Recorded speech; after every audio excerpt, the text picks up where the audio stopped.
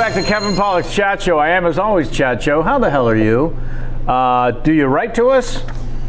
KPCSfanmail@gmail.com. We'd love to hear from you. We're back in our digs here at the West Side Comedy Theater when our guest camera's on. They have a little propaganda on the walls.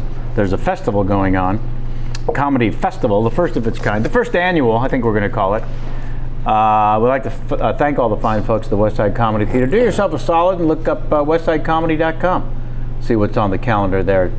Jamie, part of a new sketch team. Well, this sketch team existed. They're new to you. They're new to me. They're fantastic. Yes, they are. So I was having, people kept coming and going from my old sketch team, so we got disbanded, and then I was the only one that got to move on to this other one, and they're all very talented, very kind. And they think people. Your writing is funny. They think I'm funny. They're yeah. full. That's always nice. Yeah. Be on a team that appreciates you. Yes. And there was a show last Wednesday. Yes, it went Sure. well. It went well. Went very well. Our director was like, didn't really have any notes. He's like, show was tight. I don't really have any notes. Which never happens. Yeah, he's like, a couple transitions were a little long, but you didn't lose the audience, you're good. Like, that was it. So we were good. You didn't lose the audience, so we're good. Yeah. Yeah. Well, because that happens sometimes whenever you have long transitions. People get bored. Yeah, the transitions are tough because you're doing costume changes and they're watching a live show and they're like, I'm sorry, is it like a minute now? What's happening? And Sam Levine, not here. Couldn't be bothered. I don't know what he's doing today. I think he's doing another podcast with Doug Benson. He got, well, it's a paid gig, as he likes to say. All right. Doug Benson flew him into Burbank. so he could do a paid gig. Flew him out of Burbank or into Burbank? Into Burbank. But he lives in Sherman Oaks. That's right. Okay. It's a short flight. Sammy calls it flying. We all know he just drove. Well, the way he drives. Wing to Burbank. The way Sam drives. In from Gotham. Ankled. Stop me when you've heard any of these. Hey, if you're just joining us, let me tell you about some recent shows. You can dial us through the YouTube or the Earwolf if you're listening. Recent shows: Bryan Cranston, Michaela Watkins, Billy Bob Thornton, Christopher Guest, Lauren Graham, J.K. Simmons, just to name a few. Upcoming guests, you ask. All right, settle down.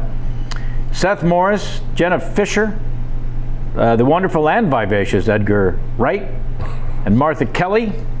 And 3 weeks from today, after I think a year and a half of talking about it, 3 weeks from today, the countdown has officially begun. Live from this very desk, Ricky Gervais. I can't wait to see his ridiculously Django teeth, his fangs, and then have him just mock everything that we're trying to do here. That's my prediction, that he will lay into me and why I dragged him in here and how I owe him for the rest of my life. When in fact, I think we all know we're doing him a solid. I think by coming on this show, his career has a chance of lasting. I believe that's all the business. We'll thank our sponsor a little later, halfway through the show. Let's get to our guest. What do you think, Jamie? Yes, sorry. That's a correct answer. Thanks for playing. Would have been hilarious. I put Jaden on a task, and there's an issue. Oh, there's an issue on the task. That's the problem. Yep, red alert. Please welcome, I'm just going to say, this is show 327, our first Tony-nominated actor on the show. Either first or 17th. Yes. Do some quick research. Well, Jason Alexander.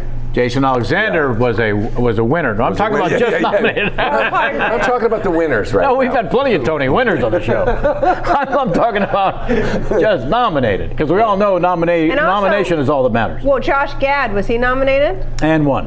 Yeah. Okay. Again, we're just looking for nominated. Sam Robards, ladies and Jews, bring those paws together. He brought his beard. That's right. Yeah. In case you're wondering if he was in fact a homosexual, he brought his beard.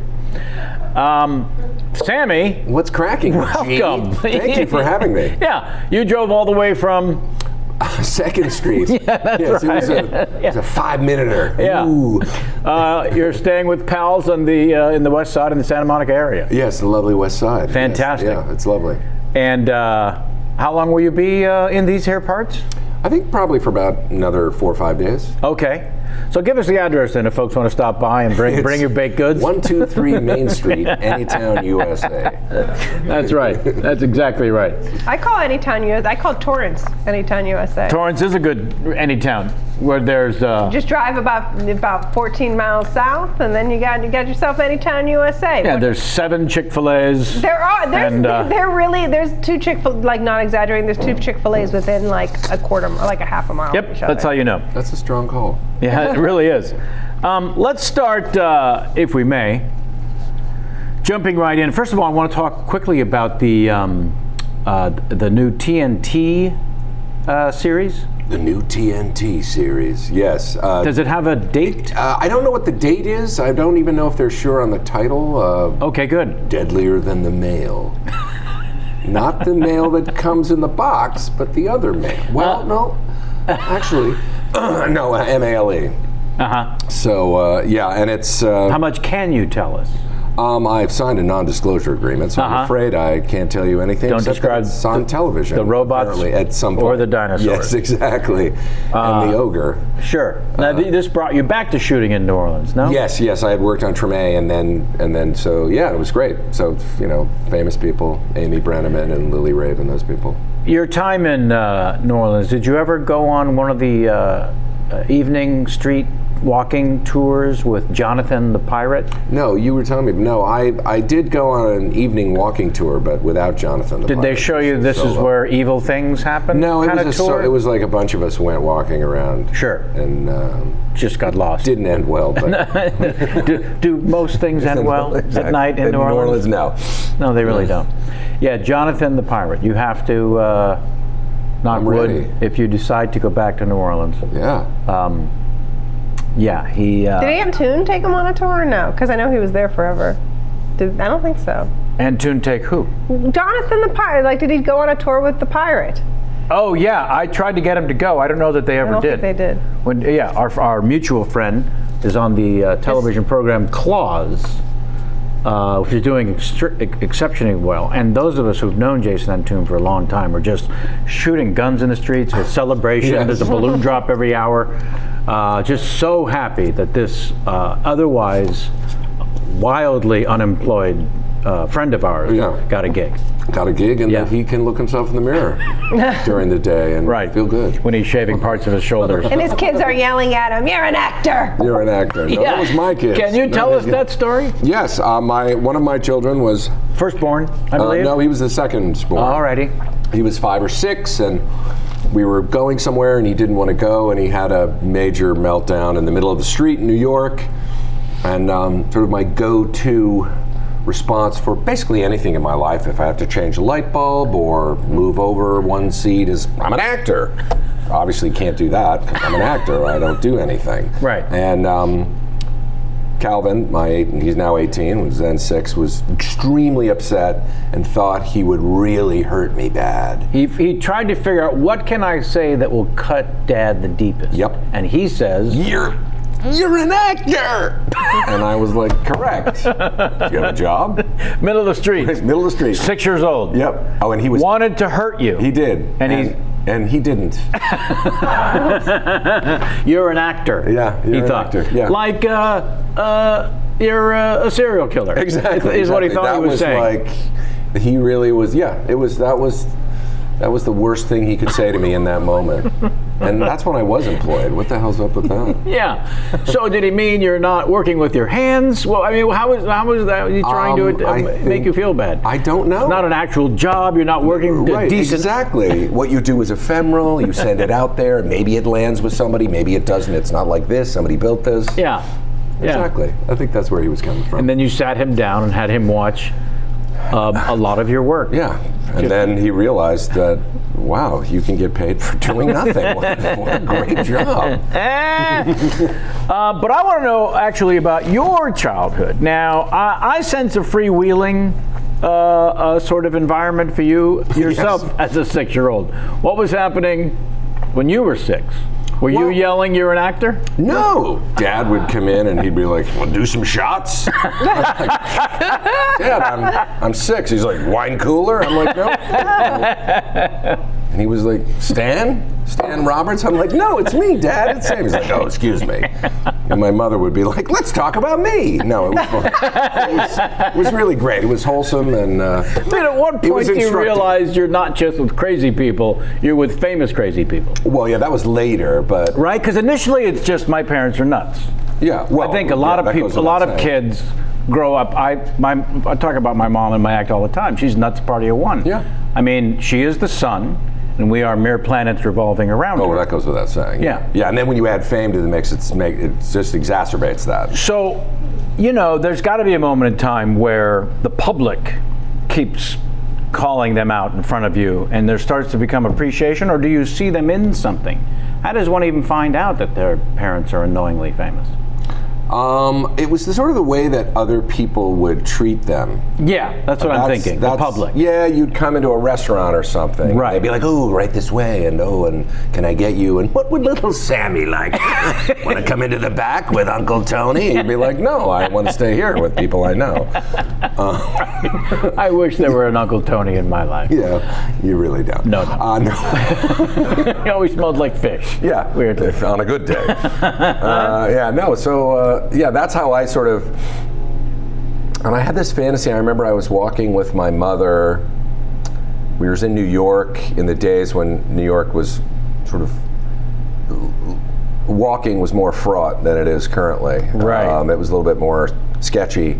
And these late 60s? Yeah, early 70s. Yeah, and these two guys sort of were like, they were checking us out. My sister was there, and like a little more than normal, and it looked a little sketchy. And then one guy took a couple steps, and the other guy like saw my mother and was like, and said something, and then they both sort of stopped and looked and let us walk by.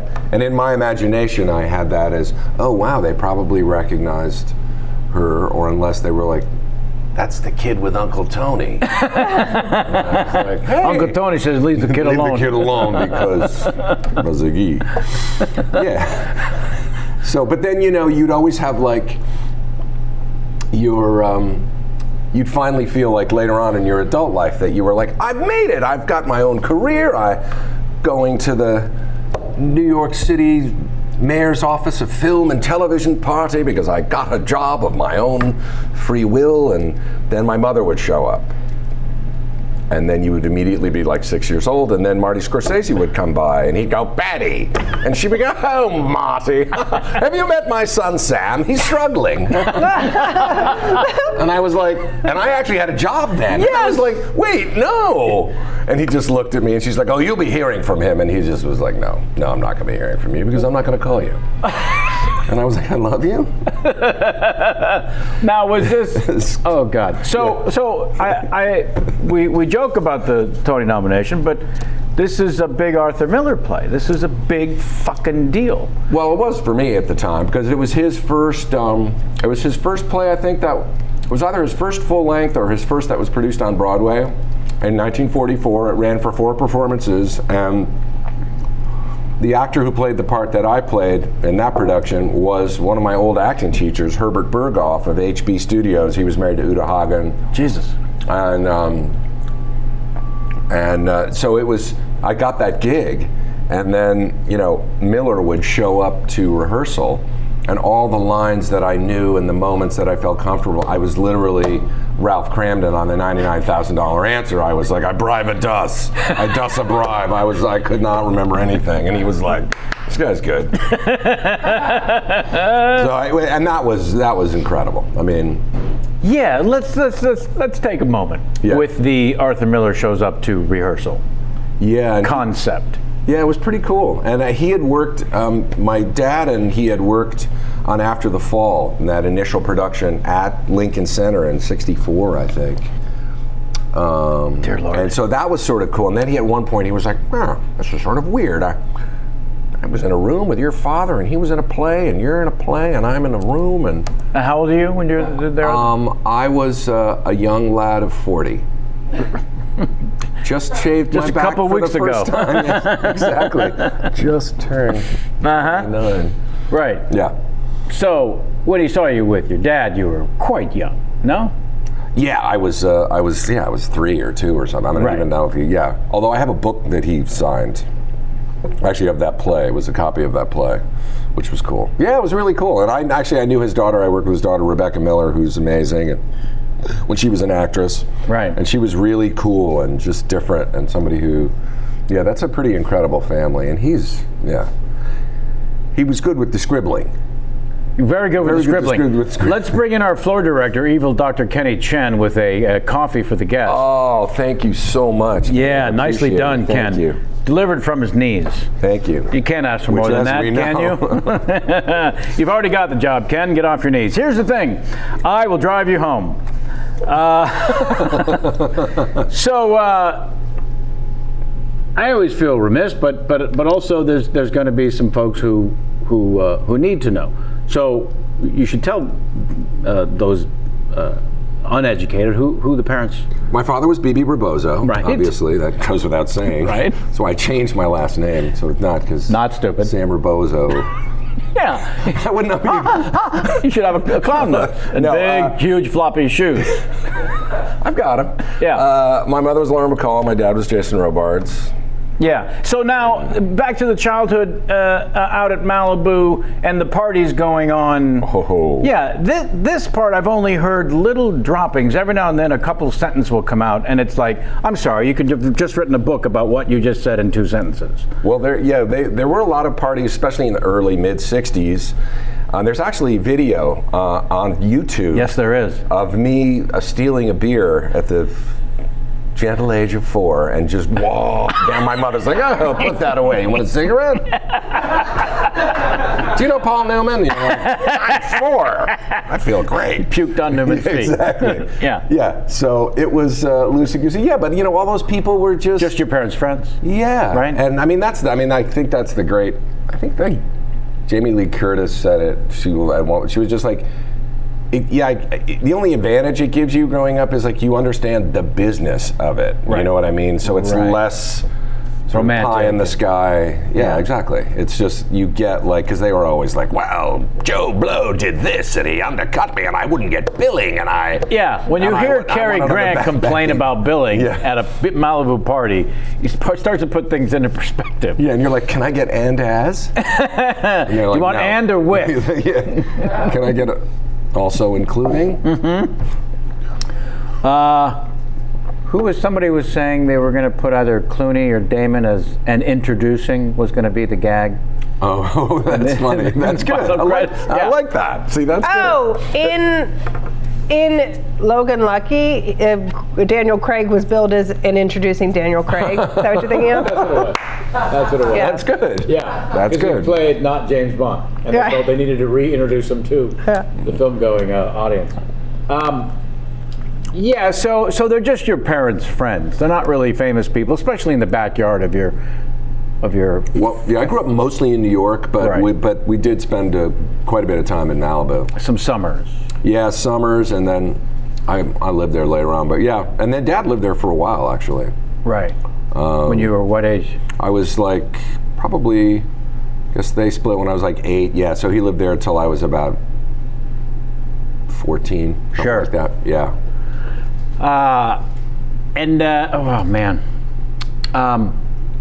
Are there actual moments there's the realization of the public is acting weird towards my parents, and then also I would think the initial thought for a child would be, well, everyone's parents are accosted by the public, right? No. Not just mine. You could tell that it was weird? Yeah, it was totally different. I mean, also growing up in New York, it was a little different too, because nobody cares really at the end of the day. Show business isn't as prevalent there. Right. I mean, it is, but it's just there's other stuff to do too. So yeah. I don't know. I mean, I never got that other. I mean, out here you'll hear a 7-year-old say to another 7-year-old at the buffet table, "I heard your father's picture didn't open." I heard it was a double. That's when you've been in Los Angeles too long. When 7-year-olds are saying, "I heard your dad's picture didn't open." Did he get anything on the back end? I don't see that happening in New York. You know what I mean? Well, also in those days it was different. I mean, you could make a living in the theater. There were seasons, right? So every season you'd be in a play or a couple of plays, and some were hits and some weren't, and it just didn't matter. Yeah, and the theater was a real place to go. Yeah. Opera was thriving, ballet, and And you come up in all that. Yeah, and film was great, but it was easy money and patchwork, and nobody did television, Yeah. because there was not a lot of money in it then. I mean, there was more money than, working on a play in New Hampshire, but yeah, so it was just very different. It was just, and now it's. Did it seem like you were getting into the family business when you decided to give it a go? Or did it seem like... No, I got booted out of college. Sure. And I was like, I better give this a rip now. Who did the actual booting? A woman named Barbara Kaplan, actually. That's correct. Yeah, that's right. You're catching this, Barbara, I'm coming for you. She... And how did you find out that you were being escorted from campus? Unceremoniously, yes. Sure. No, I was called in, and there were a number of us who were up to some collegiate hijinks. I see. Yet for some reason... What year in your 19... college career were you? 1980. I was a freshman. All right, good. Let's get that over with. Yeah, no, I was prepped, yeah. And they were like, Sam, guess what? There's the door. In the first of many... Being shown the door? Yes, many episodes of being shown the door. That was one. Yeah, and I was like, okay. And then I was like, well, I better get to work. So I got lucky, and I got a gig. Yeah. And then I got another one, and then I got another one. Then. And this is in the New York Theater? First gig I got was understudy assistant stage manager, which actually is a great category, but it doesn't exist anymore because you learn everything. You learn how to stage manage the show, but you have to cover actors' parts. So it's sort of interesting. It's like. Well, it would be the greatest school ever. Yeah, it was really good, but they don't have that anymore now. Really? As a category, and then I got some crappy TV show, and then I got a movie, and then they were like, great, you're going to do this now. And what are you thinking as this is all sort of rolling one thing into another? Were you happy to get out of college and into? I was happy to be working, and I'm glad I got in the union, but I didn't know what the hell I was doing. I was 19. I had no idea. Right. I'm just now figuring out that entertainment partners mean something. Yeah. They send you checks. That's right. I'm like, wait, EP it. It's not just extended play. That's right. They used it for the longest time. I was like, who are these partners? Who are? And why are they so entertaining? What kind of partners are they? Exactly. Yeah. So you studied. I studied with Boris Karloff. Once out of college or before college? I went to this acting school called the National Theatre Institute. I'll say. Yeah, which was basically, it's like a 3-month program. It's great. It's in New London, Connecticut, and it's very much tied to Eugene O'Neill. Is this before or after the brief stay at college? This is right after. Right after. And then, Dad had an affinity for O'Neill, so that was sort of required to go see. You could see his childhood home, where his mother actually did the morphine upstairs in this horrible. I mean, it's incredible. It's really wild. Holy hell. And all that was sort of required reading. There was a test on that. Dad was like, after the wine coolers, take this multiple choice. High school was in New York? No, I prepped at Salisbury. Did you? Yes, it was wonderful. The cupola. It was wonderful. Because I got booted out of 8th grade. You're sensing a pattern here, aren't you? Yeah, they were like, time to go. You were sent away a few times. Yeah, which was probably a good thing. So and then I went there, and I didn't get into my safety school. I didn't get into Syracuse. I was like, I'm sure I can get in here. And they were like, as a fallback. That was my safety school. I didn't get in there. I was panicking. Yeah. Well, listen, academics is not for everyone. No, it certainly wasn't for me. I realize this now, but at the time I was fearful. Sure. I had fear.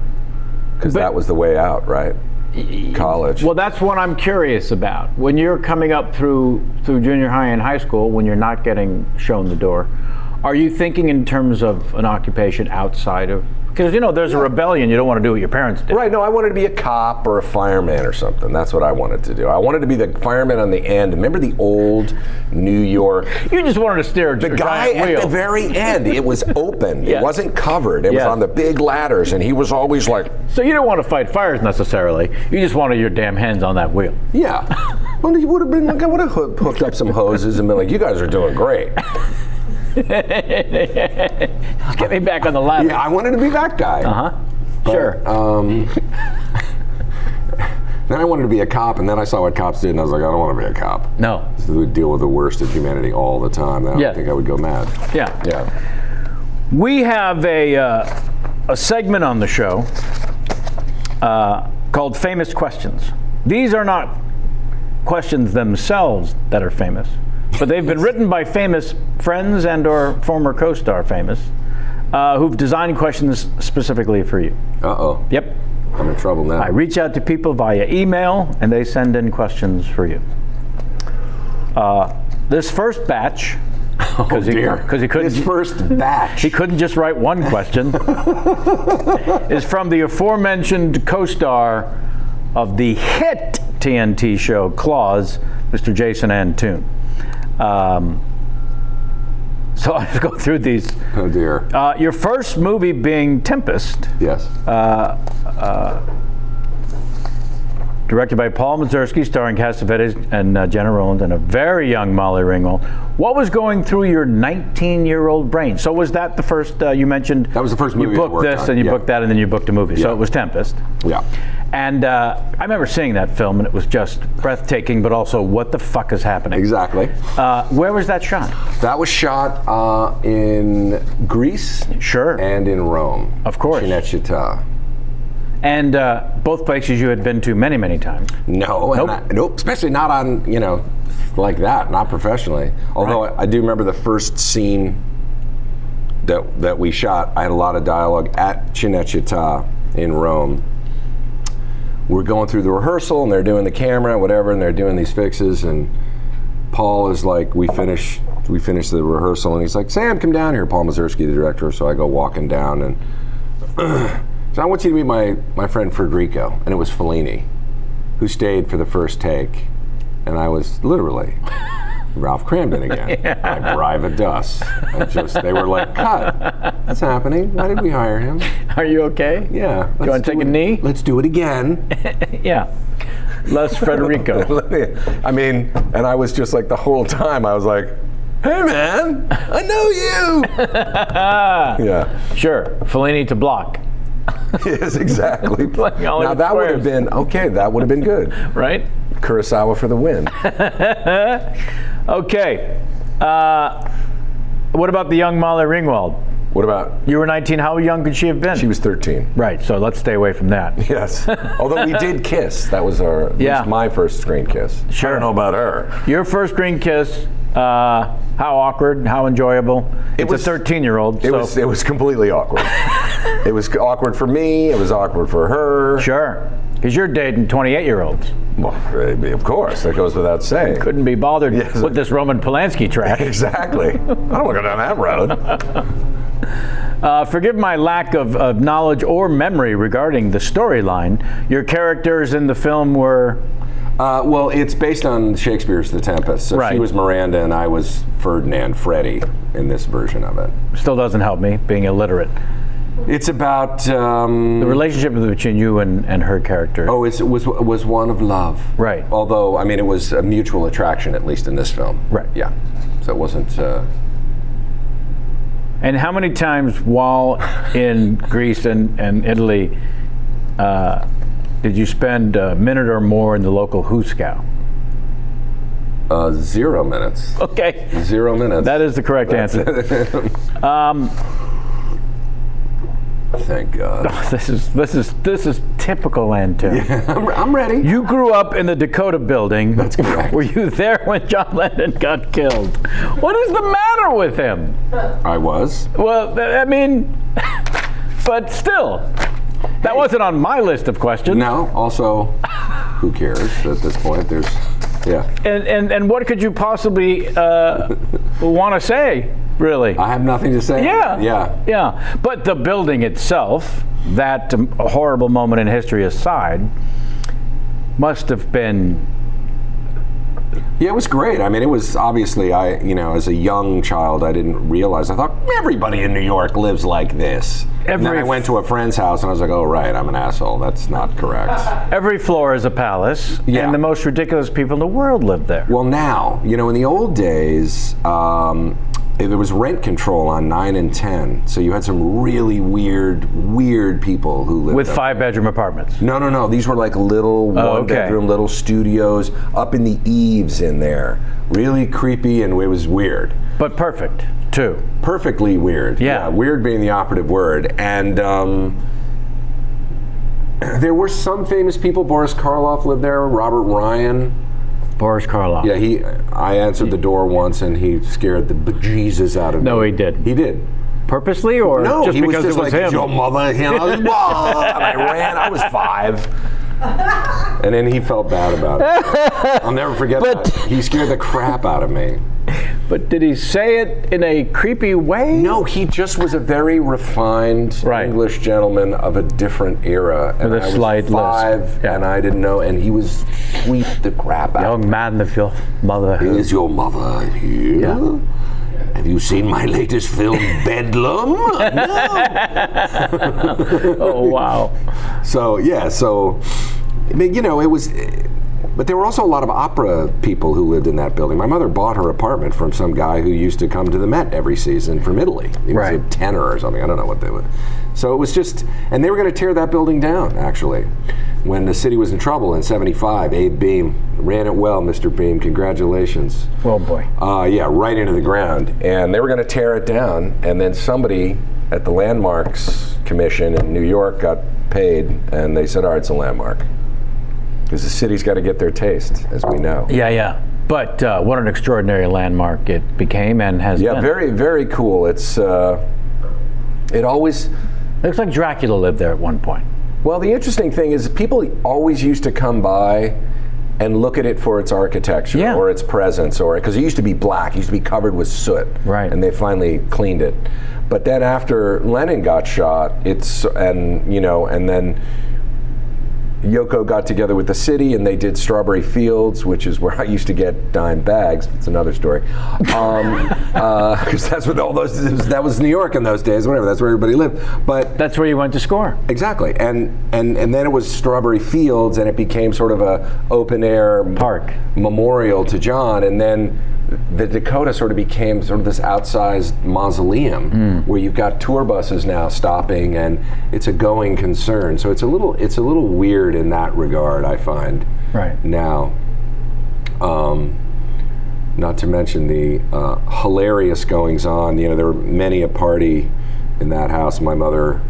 Yeah, one of his other questions was regarding a neighbor in Leonard Bernstein. Oh, Lenny. Was a neighbor. Lenny. What were the Christmas parties like at his place, followed by 5 golden rings? Yeah. So Lenny lived on, and his family lived on 2. We lived on 4. Alrighty. Facing the park, Natch. And so you get off the elevator. Right. And you just walk downstairs. And so Lenny would always have his Christmas party. When you're how old? A funny thing for a Jew, but I was, teenage years. So. Great. And he had a very different crowd. He had a much more sort of highfalutin crowd. Like Lillian Hellman was there, and I remember why are her socks down around her ankles? And they were like, no, that's her skin. She was it's true, literally the most wrinkled person I've ever seen in my life. A great writer, but sure. And then we would have to gather around the piano, and Lenny would make all the kids of the famous people sing 12 Days of Christmas. And Alexander Bernstein, who's Lenny's son, was a dear old friend, and he and I were the least musically capable people in the universe. And of course, in that perverse way, were chosen to sing 5 Golden Rings. No, you aren't. And so, and you know, you've got like these Broadway legit mezzo, 12 lords of Levy, you know, and then we're like, 5 golden rings. And he would be like, no, stop. And we'd be like, and he'd be like, listen, ring. And listen. And we would just be like, 5 golden rings. It was great. It was a lot of fun. A lot of good times. Good times there. That's what that was. His next question will be a Kenneth Chen favorite. Do you prefer to smoke Hawaiian Fire or Green Ribbon, and why? Hawaiian Fire. What's the matter with him? Hawaiian Fire. He's not much of a smoker. Huh? Kenny doesn't like, I don't think Kenny really likes to be high. Kenny doesn't hit the pipe? No. Nope. Because he recently did some edibles at Disneyland and it did not sit well with him. No, the edibles are dangerous. He freaked out. Because you don't think you've had enough. Well, dosage is everything imprecise. Yeah, yes. Levi didn't know this till like after the fact. He was like, I was miserable. He's like, I was so pissed. Just funny. He thought he was gonna, he just said, I thought I was gonna die. Yeah. I think on Autopia, you thought you were gonna crash. You hear that from people who eat edibles all the time. Yeah, I thought I was gonna die. Yeah, I remember making a deal with a god I believed in at the time and saying, I think we've all had the just get me through this. Yeah, exactly. Sure. Yeah. Right? Sure. I mean, you've had several of those conversations. I have, yes, you have many. And God keeps going, who are you? So why does he? What? Why isn't that a scene we've seen, by the way? Exactly. Where God actually weighs in on all these knuckleheads that are saying, just get me through.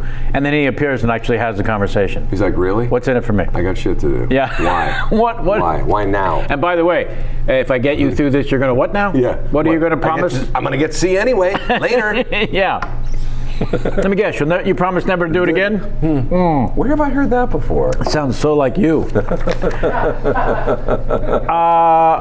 Now, did we know Hawaiian Fire or Green Ribbon to be Antoon's favorites? I'm sure that's why he listed them. I think yes. I think those are two of his favorites. And then it seems his favorite question, what were some of the names? I love the oh dear.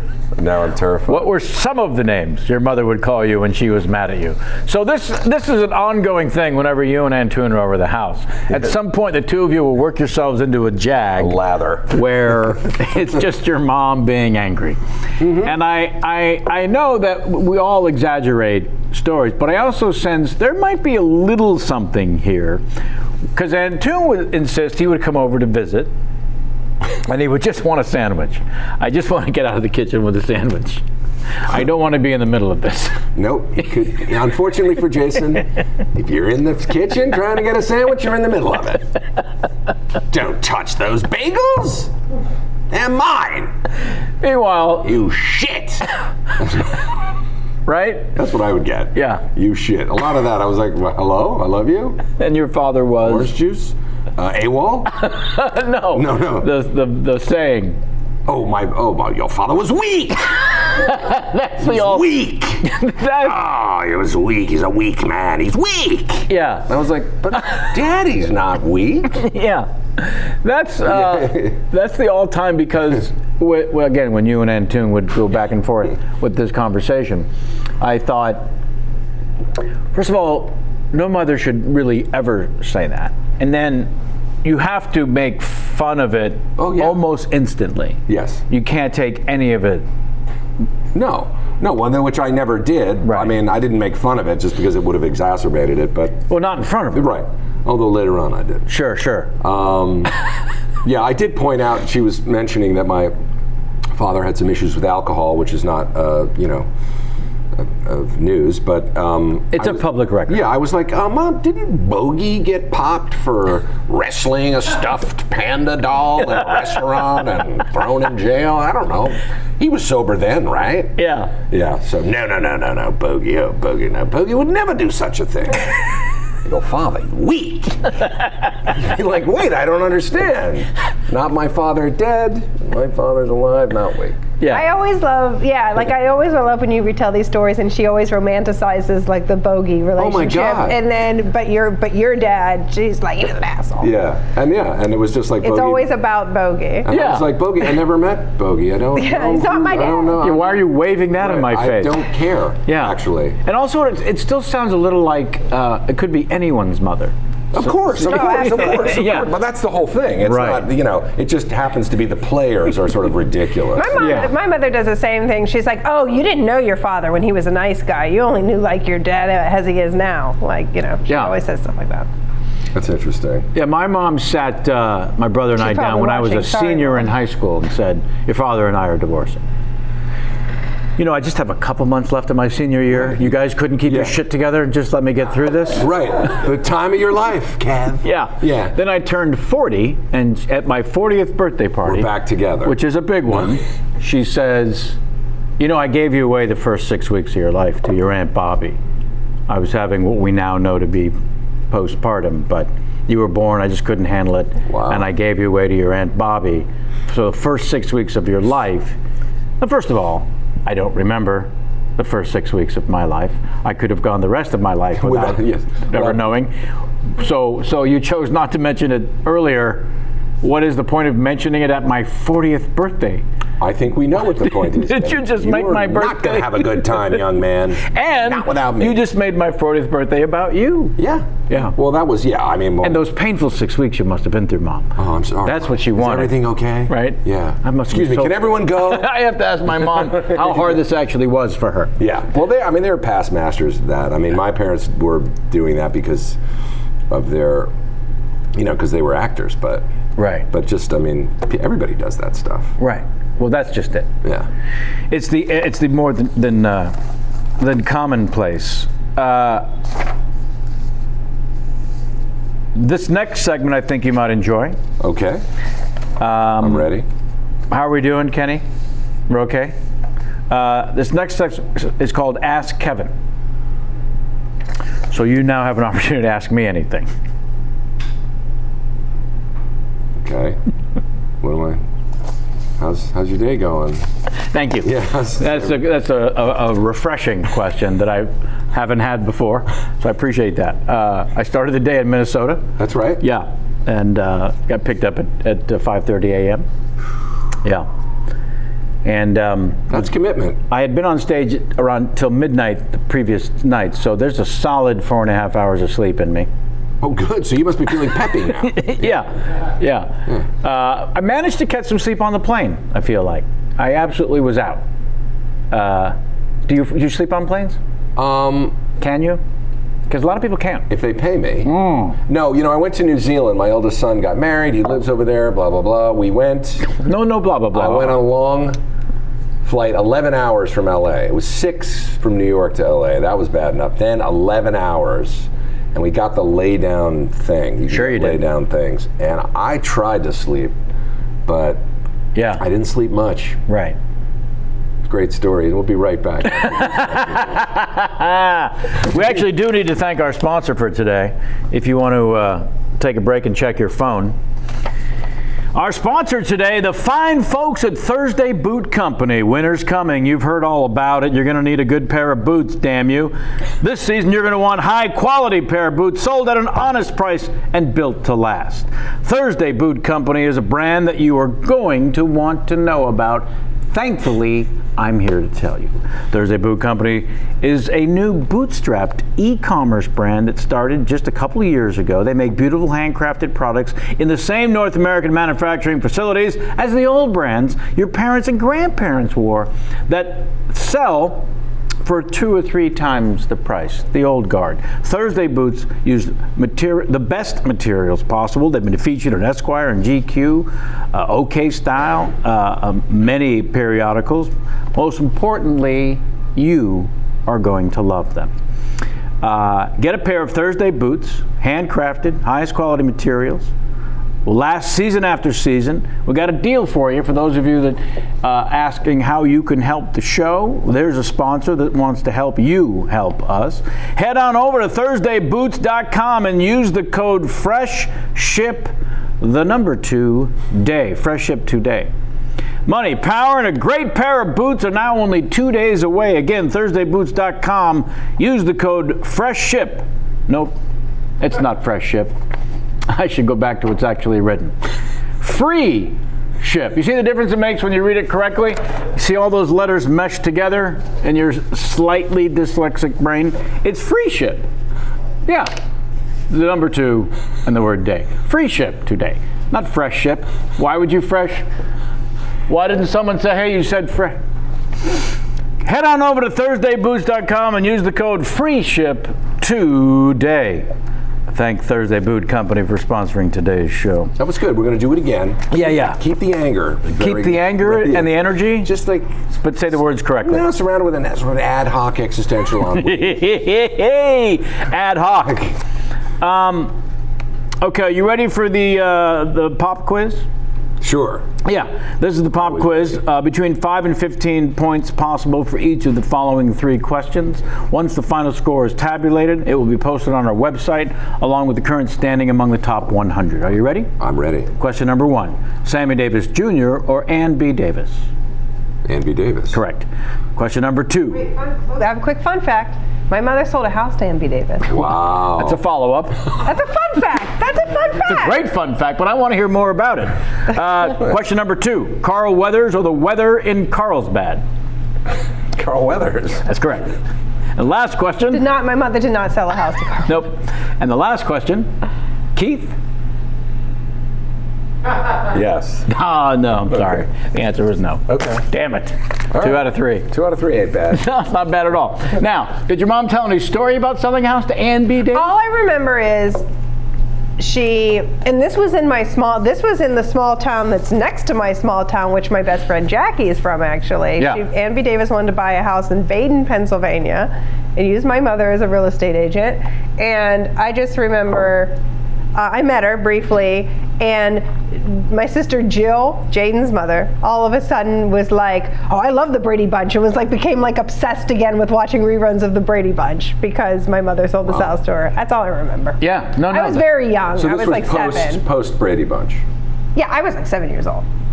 So it's probably like 1990 maybe Yeah. that this happened. Holy Yeah. crap. She finally left Hollywood. I think it was something that she was doing. I think she was like involved in like some sort of charity that was like near there or something. It was something like that. Alrighty, that she was makes giving sense. back. I think like she was giving back to the community. Now, Jamie went down a rabbit hole last night, she confessed, with this new HBO documentary I was talking about it in the chat room. about Steven Spielberg. I haven't seen it. It just debuted last night. Right. You did a couple of films with Mr. Spielberg. Just did one with him directing, but there were some others that he was involved in. American Beauty, I think he produced, or Right. Amblin produced, and then Fandango, I think, was the first movie that Amblin, that was made under their shingle. Right. Wasn't he involved in AI? Well, AI he directed. That is yeah. his movie. Yeah, Right. that's the one he directed. And then, why did I think of him for Lincoln? Well, He is Lincoln. I had gotten a gig on Lincoln, and then they were called a couple weeks later, like, cutting the whole sequence. Oh, that's right. Yeah, and I was like, oh, great. Yeah. But yeah.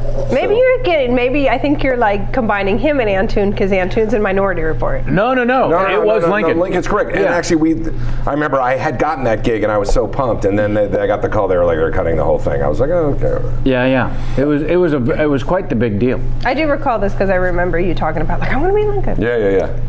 No, I'm not.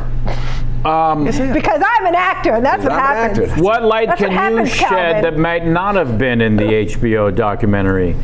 What kind of a director is he? I mean, I visited a set when he was directing, but I just got a sense of a guy laid back. I never got any direction from him.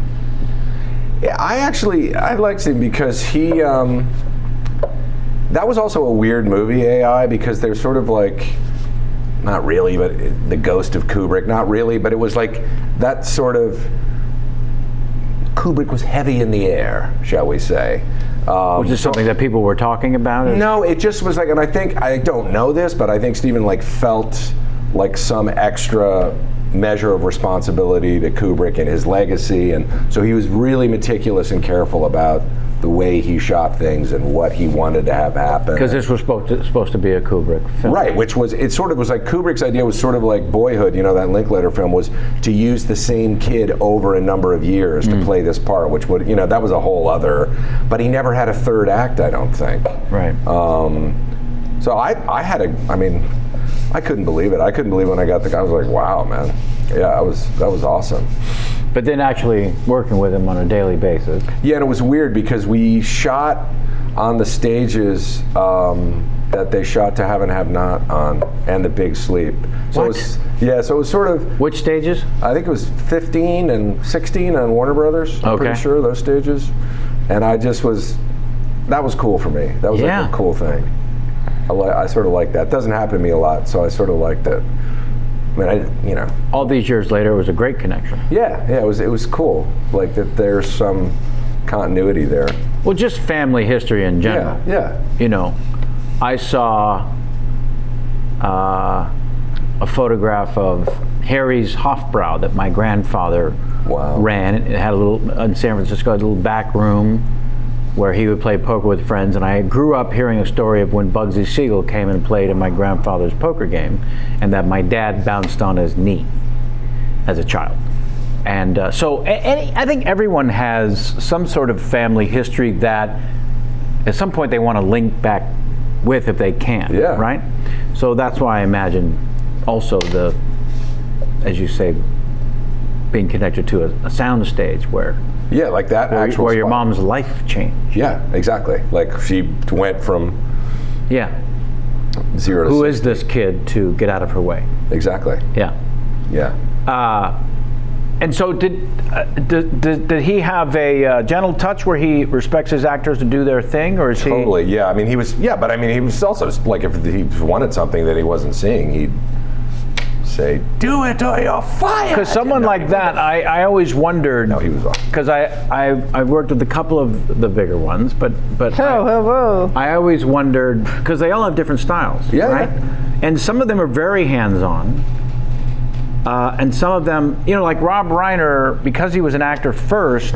At some point during his direction, when he's getting very emotional about it, he'll start to act it out without realizing he's actually giving you a line reading. Because he's an actor. But the intention is clear, and it takes a couple of beats before you realize, okay, put your defenses away. Right. He's not giving you a line reading. He's actually, this is the way he communicates. You know when you get to that part where you say the thing and then he just starts saying it.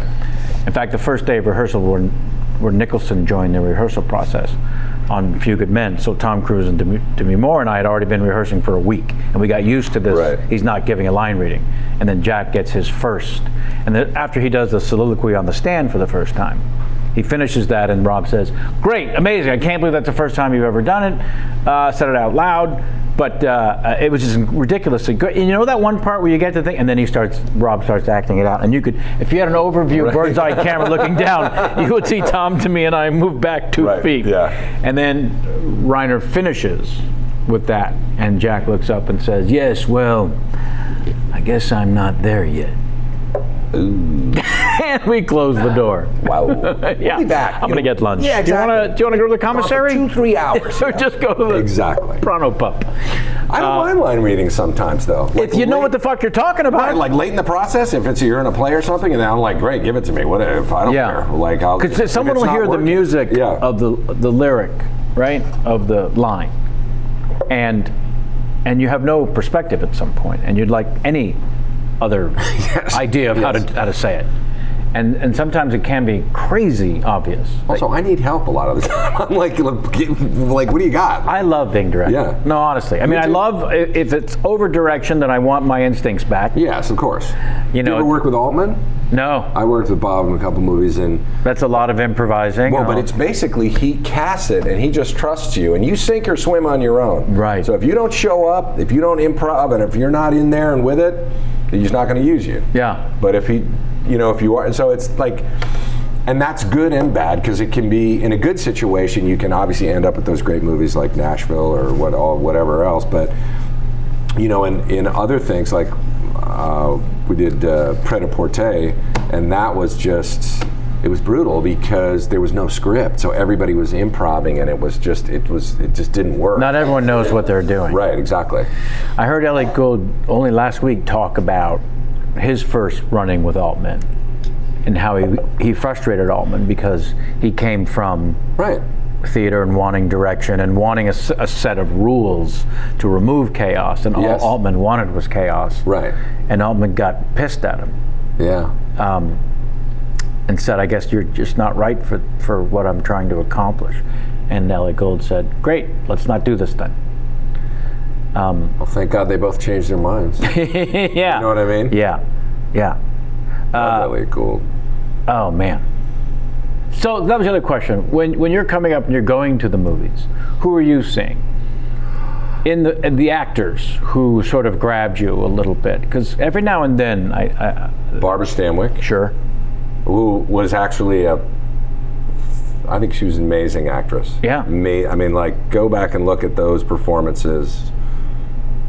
She's an amazing actress. Double Indemnity, forget about it. Ball of Fire. Yeah, I mean, Meet John Doe. I mean, she, like, even the most sort of schlocky, she made work. She was an amazing actress. And Jimmy Stewart, like, I just, like, he went through so many transitions in his career, even though it was all sort of the same, but he went into sort of that young guy. Oh, there was a dexterity there that I don't think was And then post-war, all those Anthony Mann films, I mean, Winchester 73, about a guy looking for his gun. I mean, could there be any more perfect description of what America is? I mean, you know what I mean? Someone took it and he's on, I mean, and he had a whole other layer of depth after the war, after he came back from that, God knows, horrible experience, I'm sure.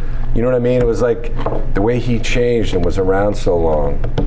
And I mean, I don't know. Those are the kind of movies that I watch. I went, because in New York in those days we had lots of revival houses. Right. I remember going seeing The Lady Eve. I had never even heard of it, with Barbara Stanwyck and Henry Fonda, Preston Sturges movie. I mean, you know, at the Regency on 67th Street, it was amazing. Yeah. You know, there was like, that was the stuff that I liked. I liked that older stuff. Right. And I don't know. And what comedy is starting to seep in? What comedy? Into your consciousness, whether it's comedy albums or comedy films or... You mean when I was younger? Or now? Yeah. Well, Steve Martin, I remember hearing that, and I was like, oh my God, this is the greatest thing ever. When I was younger, I loved Bill Cosby. Sure, of course. Yeah, they didn't put in the liner notes, runaway serial rapist. No, yes, exactly. If they had put that in the liner notes. The Noah thing was just... That was my act from 10 to 16. Yeah, no, but me too. I just lip-synced. Me too. I love that. Yeah. Zuba, Zuba. I'll never forget that. Ding! Yeah, exactly. Yeah. What? Yeah. Exactly. George Carlin.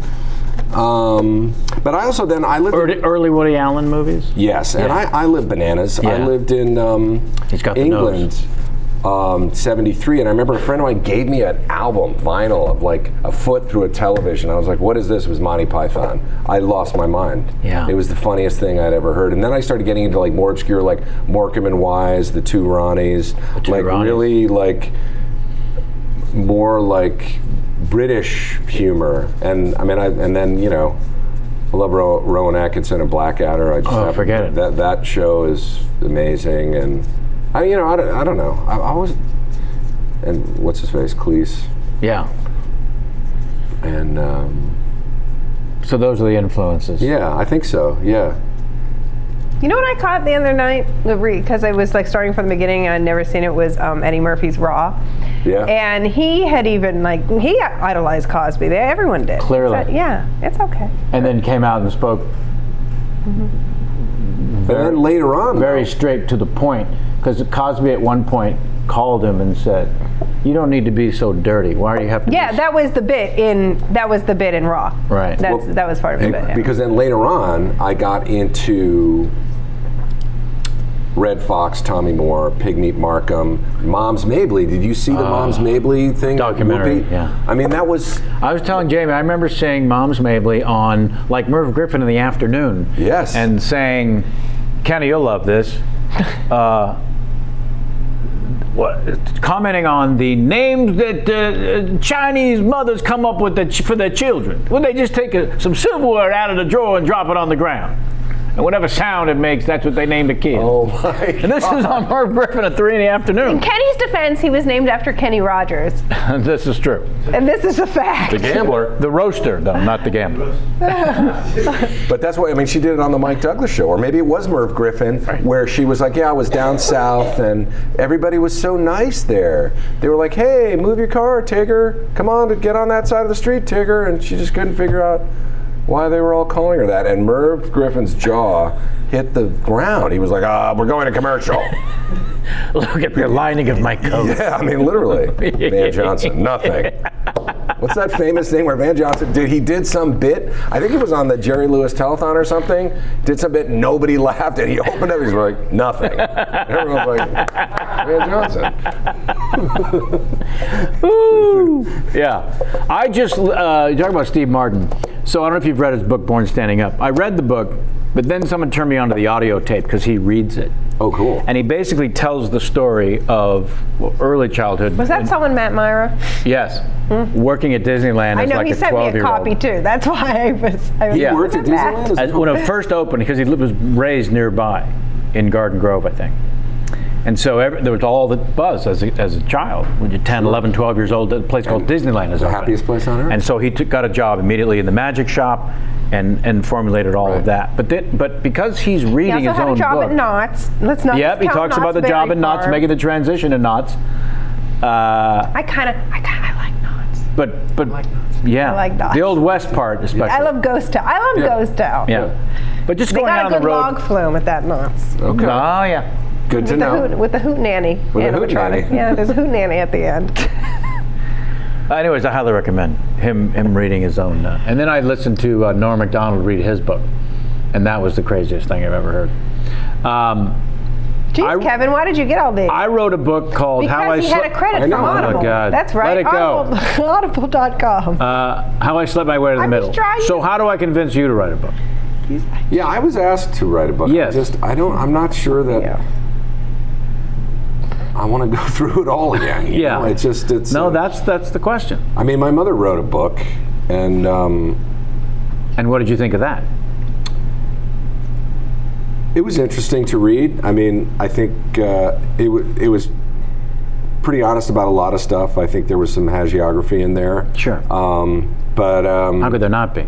Yeah, but also just like, it was weird because later on people were like, I know this about you. And I'm like, how the f do you know that? And they were like, oh, I read the book. I was like, oh, okay. I would never want to do that right to my kids, and also like, I don't know. I mean, I guess, I just don't think it's that interesting. Well, yeah, who has perspective on it, truly? Because nobody knows, nobody remembers. I mean, they've closed the great movie ride. I mean, those days are, nobody, I mean, which is fine. I mean, that's the way, we're all just like, what, oh my God, did you see that viral video? It's like, there's no. Yeah. I've decided, are you going to write another one? The problem with the cell phone is that there's too much information available too quickly.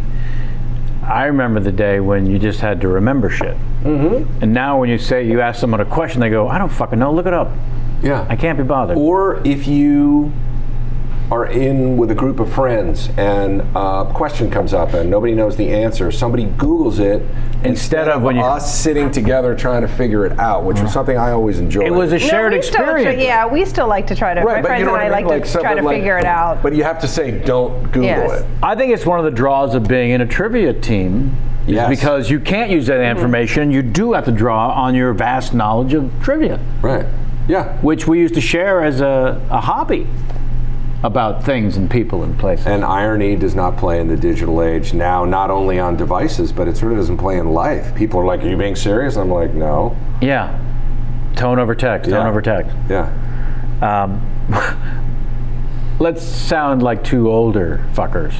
I'm going to tell you something. Yeah? I love the gefilte. I just wish it wasn't fish. With a schmear on my lumbago. First crush.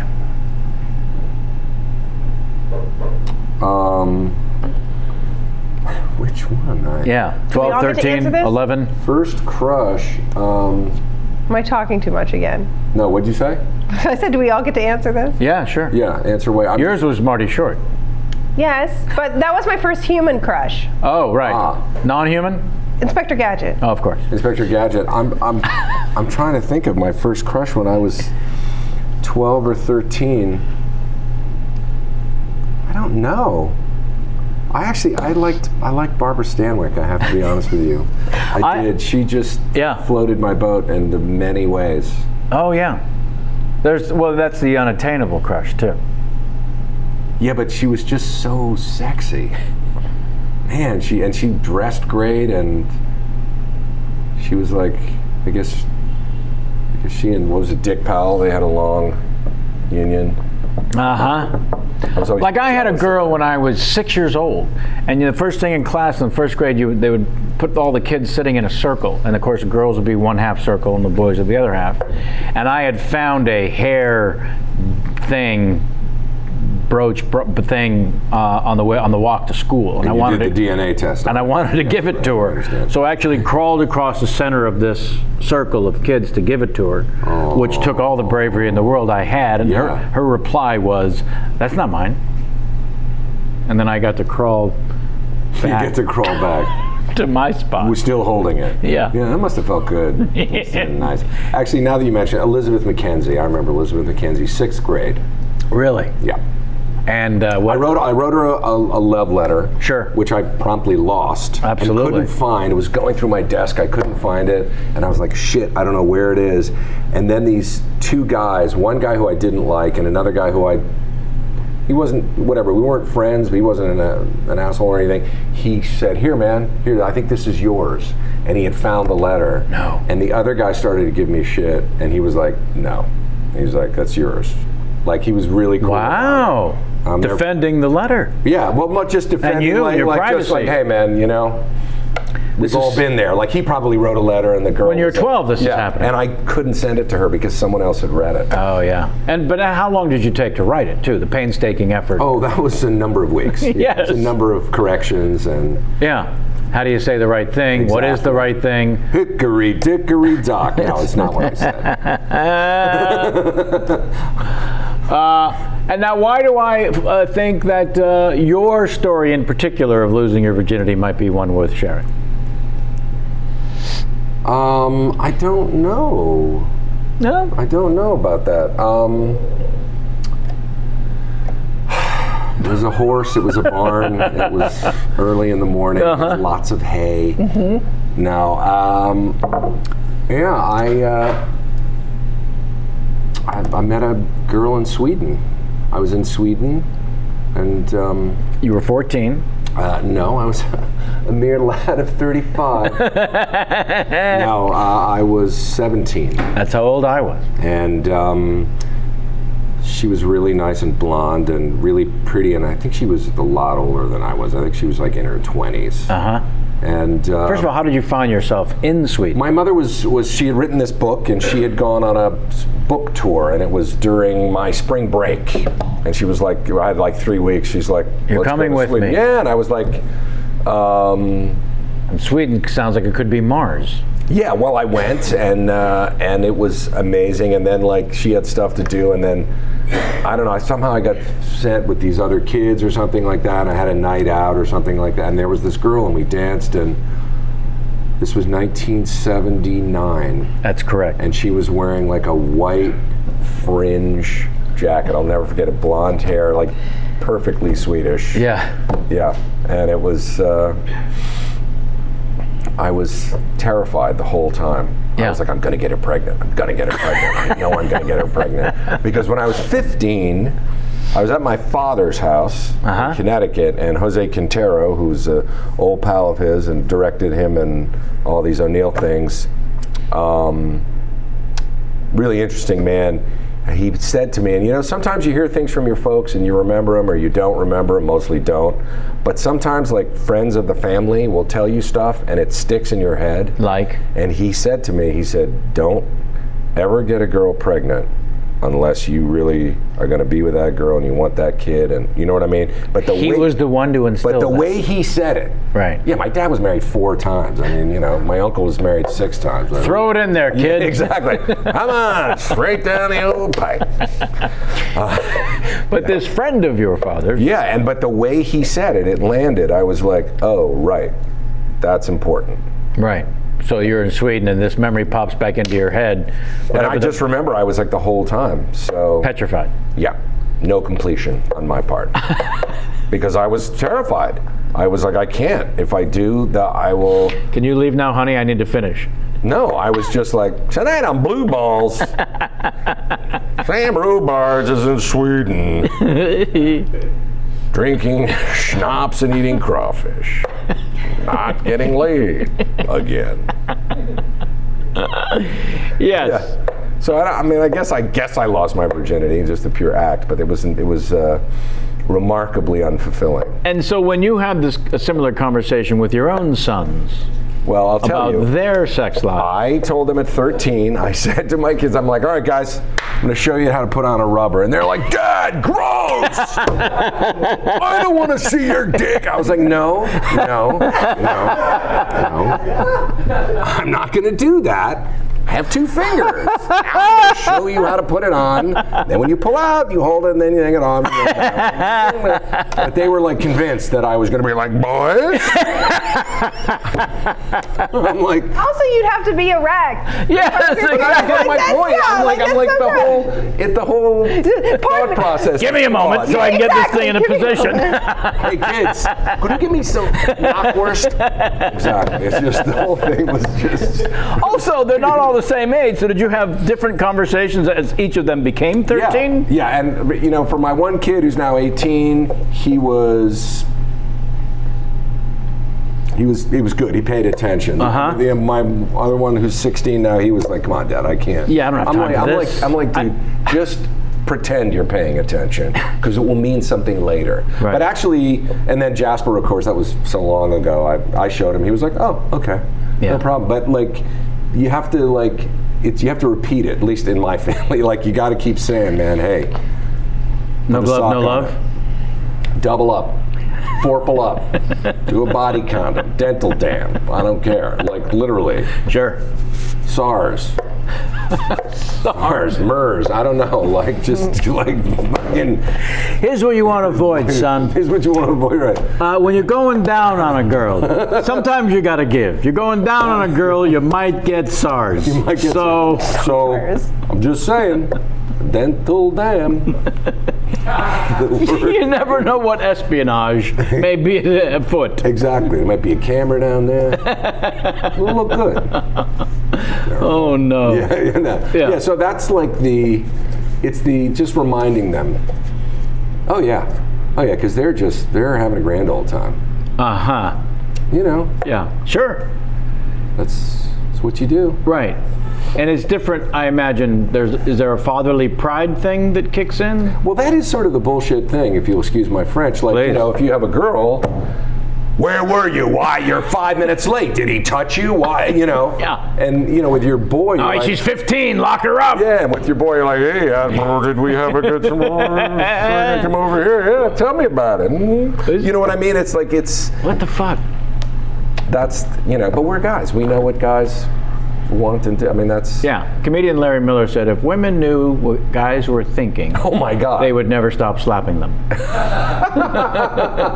It's so true. Yeah. I can't imagine being a father to a girl. I salute all men who are, but I just would be horrible. I would literally. Yesterday when my sketch team was rehearsing this one, another girl on my team wrote a sketch about she's trying to make these new girlfriends, and she wrote this sketch about how like horrible they are. And it came out that I was like, yes, because women hate other women. And all the other the guys at the table were like, is that true? And we're like, yes, we're all competitive with each one another, and we don't necessarily, it's difficult for us to make friends because it's difficult for us to get along. And their minds were blown. Wow. They're like, they're like, is this for real? And I'm like, yes. We're like, yes, this is for real. Like, we're naturally like very competitive with one another, especially for male attention, because this is kind of what the sketch she wrote was based on. And they were just like their minds were blown. And they're like, that sounds rough, because we're all just like bros. Like, we all just like, look, and I'm like, yeah. Yeah, we're bros till we're not bros, right? Right. Yes. You know? Right. When the one guy cock blocks you and you're like, all right, great, whatever. Right. You know?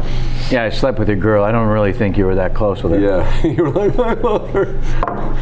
Yeah, thanks for that. Yeah. Buddy boy, I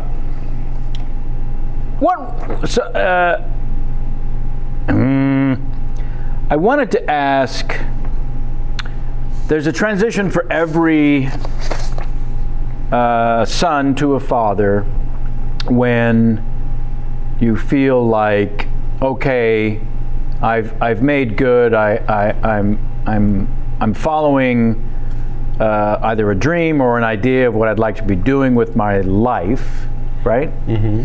But then there's usually, or hopefully, an actual job where you go, okay, now I'm legitimate, sort of thing. Was that the first play, or was it years later, or because for all of us it happens at different times. First of all, you feel like you're just trying to belong. You feel like you're just trying to learn your place in the world.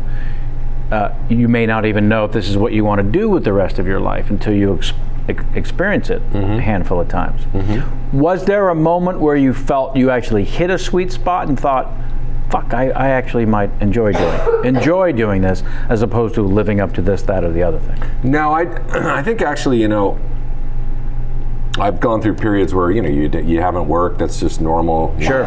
The ebb and flow. Yeah, and I went through a particularly long period that was fraught with other stuff, and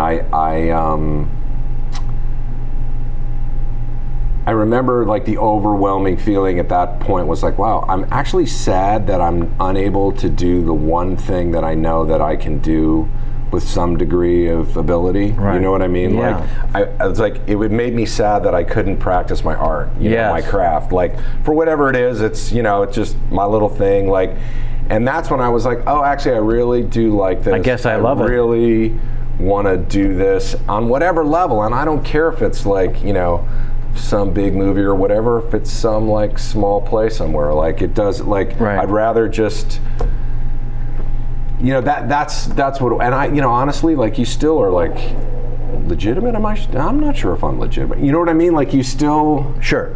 Like, I mean, I don't care. Like, I just meant finding that one place where, as you just shared, you realized, oh shit, I do love this. Yeah, and that's the great thing of it, because I mean, to get paid for this is sort of ridiculous. It's crazy. Yeah, I was walking from the show last night to the hotel room and said these words to the walls in between the elevator and my room. There's another person who thought it was okay to pay me to do this. Yeah. I fooled him again. Yep. After my last show of the weekend. I fooled him again. But then on stage, just complete freedom and joy, and doesn't matter. But did you get into it initially because you were a fan, or because it was something you had to do? Probably both. Probably both, because I was collecting comedians' names like my friends collected baseball cards when I was 10. Wow. I would see them on Ed Sullivan and then the Tonight Show, and I would write this one down. And I was, like you, we mentioned the knowing the art thing. You know, that was just a matter of seeing my parents laughing uncontrollably at a comedy album. I didn't process that. So when no one was around, then I would listen to it alone, and I wasn't even aware of what the fuck was happening. I was just getting sucked in, for sure. Yeah, that's interesting. Yeah, because it was funny, because like I looked at my parents, like my mother was a fan. That's why she got into the business. She told you that? No, that's my assessment. But my dad was working shit out. Like, he had been in the war, in the Second World War, and had all these horrible things happen, and he was like getting out his demons. That's what that was for him, which was a totally different, and I remember that's what I couldn't understand. I was like, they're both doing the same thing, but they're doing it really differently, and I don't, and then I sort of figured it out. Right. I think. Yeah. No, that's certainly true of comedians. And in the day, there were actors taking their stuff on stage. I'll say. and leaving it. And leaving it and blowing it all out all over the audience, as it were. Blowing it out all over the I tell audience. a story in my act, and I acted it out last night, where the first impression I ever did was a high school football coach. And the other students loved it, you know. He, on the other hand, I found out was not a fan. I found out in an unusual way in that I was staying in the quad with other students, and he came up from behind me and got me into a headlock. And he whispered in my ear, "I heard about it, and I don't think it's funny." And I remember thinking as I was passing out, you know, I could probably learn how to do Marlon Brando. Right, exactly. What are the chances that fat fuck's going to get me in a headlock? Right. And I always ended the joke there. And then last night I actually acted out a fat Brando chasing me down the street. Why are you running so fast? And then stopping and the audience was just letting me go, and so I went. The butters keep. And he was catching his breath and then picking up again. Maybe it's the wrong shoes. I gotta get some trainers. Some Mephistos. Yeah. So I found myself, as I stare down the barrel of 60, 3 weeks from today, or Monday, being playful like a child on stage. Oh, yeah. Yeah. Because it's all gravy, and you realize it's just it's just fun, man. Yeah. It's just so. We're lucky. We're the lucky ones. Exactly. Okay, your last opportunity for a question for me. Oh, Luke has a question he wanted me to ask. Oh, please. Okay. Our intern Luke has a question. Yep. Because he's a huge Sam Peckinpah fan, and he wanted to know if your dad worked with him? He did. And if you have any stories. And if anything was shared. You've ever. I do have stories of Sam. I was friends with his son, Matthew Peckinpah. And during the fraught 1969 time of the Manson family, oh boy, everybody after Sharon Tate and got killed, everybody thought, oh, they're coming after the Hollywood community. This is even before the Lobiancos got killed. And Sam Peckinpah was living in the colony, Malibu colony in those days. My dad was living further up the coast. On Encinal, and Peckinpah was worried. So he got 2 .38s, and he came over to my dad's house. He always had a briefcase with him, and he was opened up, and he said, "Yeah, let those fuckers come at me. I'm gonna." And I was like, "Wow, man!" That guy was like, I thought, boy, that would have been something if they would have all been dead. It would have been no more Manson if that had happened. Yeah. But he was like, and he was wired, and so then he went back home, and evidently that night after he came and showed us those guns, I was, 10 or so. I was like, "Hey, Daddy, what's the man with the 2 guns doing?" And he went back to his house in the colony, and in those days it was much less secure than it is now. And I guess there were a couple of guys who had jumped over the fence and were robbing his house. Having nothing to do with murderers. No, and he caught them, and they got talking, and ended up spending the whole night drinking together. And then Peckinpah passed out and woke up the next morning, and they had stolen everything. They'd still robbed him. They still robbed him and left. That's the greatest thing ever. Yeah. First of all, imagine you break into a random home. Right. I'm sure they didn't know whose house it was. Of course not. No idea. You break into a random home. You're thieves. Yeah. The owner of the home comes home, ends up being a historically important film director, who you then have a conversation with, which led to drinks, which led to, why don't you just spend the night? Yeah. He passes out, and you have the wherewithal to go, well, let's take a shit. Let's go. You know what? I like that TV. Yeah. So it was a little. That was a lot of fun, but we really should take some of his stuff, right? They must have said to each other. Oh, yeah. And, yeah, interesting. He was an interesting guy. And then the last time I saw him he was living in Paradise Cove in a trailer with 2 young ladies, and he was quite happy, as I recall. And older. Yeah. And then Matthew ended up, I think we went in the Marines. Talk about going the other way from your folks, yeah. You must have seen that a time or two, though, as you were hanging out with some of the offspring. Oh, yeah. Yeah, well, Children of Famous Dead People, tonight at 8. Yeah, I mean, it's just... That rebellion thing. You want to do something else, you want to go the other way. Yeah, there were a lot, yeah. Although, but then, the people who went the same way, and it's weird, some kids, they try to take on the parents' accomplishments sort of not as their own, but sort of. Sure. And it's weird because it's like, actually, those were your folks, and that has nothing to do with you see the doors who you opening are. for your parents, and then you're away from them, and you want to open those same doors by saying, well, you know, I'm with them, and then those doors don't But actually, open. their accomplishments, like if they won an Oscar or whatever the hell it was, and it somehow reflects on them. It's like, I didn't have anything to do with that. Right. Because they were still like, who are you? Yeah. You're my son? Right. But also, we've had people on here.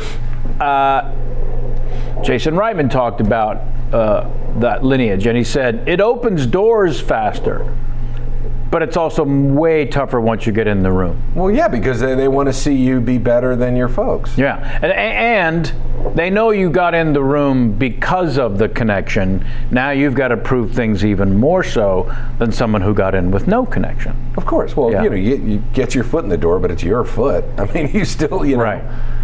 And yeah, whatever. I'm going to take my cock out right now. All right, it's the first cock reveal here on the show at number 327.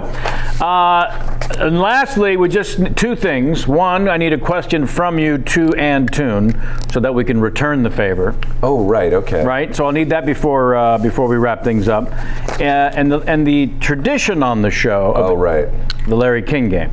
Right. Now, the Larry King game, just looking for you to reenact that moment where Larry, right before he would go to the phones, he would look up and look into the camera, and he would share something about himself or his opinion about something. Oreo cookies are my favorite, whatever the fuck it was. It was always something no one needed to know. Right. So we're looking for a bad Larry King impression. I don't even want you to think about a good one. A bad one makes me laugh. That's what it'll be. Yep. And then look down the barrel and share something about Larry, not about you, that no one needs to know. And then go to the phones. And if the name of the city is funny sounding, all the better. There's your camera when you're ready. The Larry King game, number 327. I've got a warm, moist load in my pants. Santa Monica, California. You just brought it home. That's all I got. Yeah, that's the Larry King game, ladies and Jews. Do you want to toss out the question for Antoon or no? Yeah, sure. Let's get him.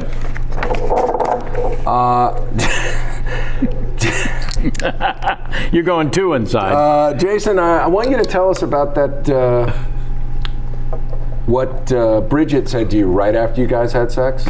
That's it. That's it, right there. Yeah. And we'll have an answer for you on next show. It's only fair. What did Bridget say to you after you had sex? To him. To him. Yeah. Not what did he say to her? Yeah. No, what did she Remember say? that, please. Yeah. I feel like you probably already told this story. Well, we're going to get it out of him. This is, I just realized, our last show until the Ricky Gervais. I got two pre-tapes. Jenna Fisher and Seth Morris over the next 2 Sundays, and then we'll come back live with the show on the 29th. The last show of your 50s. Yes, the last show of my 50s. Oh, that's a dig. Wow. Totally did not mean that, but yes, it is. Thank you so much, Thank pal. you, dude. I Honestly, appreciate it. that was great. Thank you. Sit there comfortably while I wrap things up for the folks at home and around the place, as it were. Jamie, thanks as always. Did you miss Sam? I don't feel like we missed Sam Nope. Levine. Did anybody miss Sam Levine? I mean, I'm sure he's watching right now, so now's your chance to weigh in. I missed him. Felt like Dooman had something I think to say. Jason probably missed the faces I make to Jason through the camera whenever Sam's going off about something. Is that what happens when you're sitting next to each other and he's talking and he doesn't realize you're making faces to camera? Yes. Oh, man, I got to go But back. I do it mostly to make them laugh. Well, of course. Thanks to Luke Allen. Welcome back. You were missed.